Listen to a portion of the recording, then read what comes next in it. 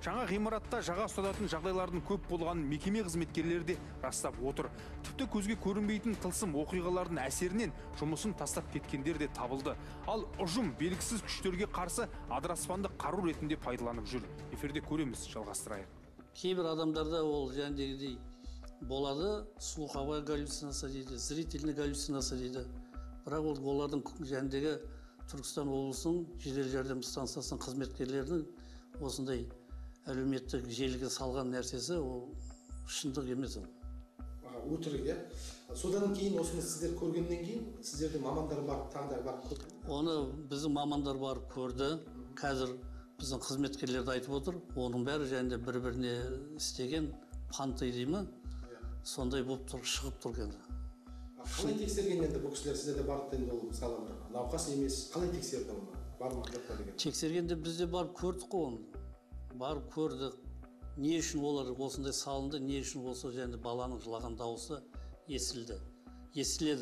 Былай қарасаңыз, енді шындап кетсеңіз, шынымен анау шақалақтың енді тірі шақалақтың дауысы ол. Ондай болу ол мүмкін емес ол. Табиғи құбылыс дейді өзіміздің жәндегі басқа неміз бойынша, дәлеліміз бойынша медицина жағынан, ғылыми жағынан дәлелденетін болса, ол мен өзім ойлаймын, өз ойым ол шындық емес ол. Жоқ, жақсы, енді сіздер шақалақтың ол жерден жоқ жерден шақалақтың дауысы шығуы, ол енді ғылымда дәлелденбеген, ол мүмкін емес. Бірақ сіздер енді сол ненің қаяқтан шыққанын тексердіңіздер ме? Ол звук қайдан шықты? Адамдар не үшін түсірді? Қаяқтан алған ол ма? Не үшін түсіргеніне біз ол қызметкерлермен біз өзіміз оны сұхбат алған жоқпыз. Ойлады, шындық болмағаннан кейін енді олар енді ойын қылып істеген шығар. Сонымен аурухана басшылары бұның барлығы ойын деп ойлайды және ойынға балайды. Видеоны жалпы экспертиза жасауға болады. Оны кішкентай баланың дауысы қосылды ма, қосылмады ма, біріншіден экспертиза жасасын, екінші сосын енді ол ауруханада ондай нәрсе шықса, оны не үшін жасырады, мен түсінбеймін да. Ол енді бұрын кезінде мусор болып тұр, сол жер тазалап, енді үй салу керек. Ода тұрған не өркениетті Қазақстан құрып жатыр. Ода не проблема? Бар, болды, сонда енді ол мемлекеттің не кінәсі бар, дұрыс па? Акиматтың не кінәсі бар? Ол жерге барып осындай молдаларды оқып, осындай болды, біз қазір енді қазақшылыққа салып жатыр. Құдай қаласа бәрі жақсы болады деп бит қоя салғанда дұрыс болды. Бұл жерде ешкімнің біреудің мұрны шығып кеткен жоқ, біреудің бірдеңесі болды. Мен осыған таңғаламын да. Сол біреудің мұрны шықпас үшін алдын ала қамдану керек қой. Және бізде тағы бір куәгер бар екен. Ол бұрын осы ғимараттың іргесіндегі емханада күзетші болып жұмыс істеген. Тілшілерімізге сұхбат беріпті. Экранға зер салыңыздар. Бір 6 ай ма істедім де шығып кеттім. Ол кезде ана бағанағы жаңадан скорыйдың зданиясы бар ме еді ол кезде? Бар еді. Бірақ ашылған адам жоқ болған. Ашылмаған.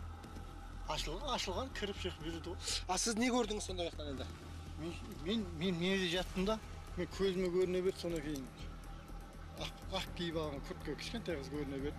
Оны жатамадым осы. Андай құрағандар, үферелерді қойдым телефонға. Иә. Сон болмады. Мен қасымда 02 деген Ауди бар, қалан баласы. Сен қалай жатып тұрсың ба дедім.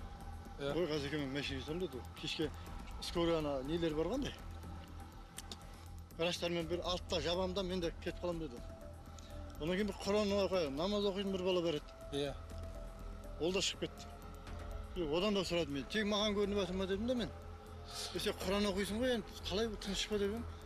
Түн адамдар қақырлап жүреді деді. Жоқ, сіз ұйықтағанда көріне ма? Жоқ, ұйықтамай сау ояу кезде. Көзің жұмсан болды, қарап тұрған кезде. Қараңғыда. Кешке жатасың ба енді қараңғыда? Иә, қараңғыда. Былай көрінбейді. Кішкентай қыз дейсіз ба? Келетін? Осындай қыз аппақ күртке киіп алған, бұрышта қарап тұрады.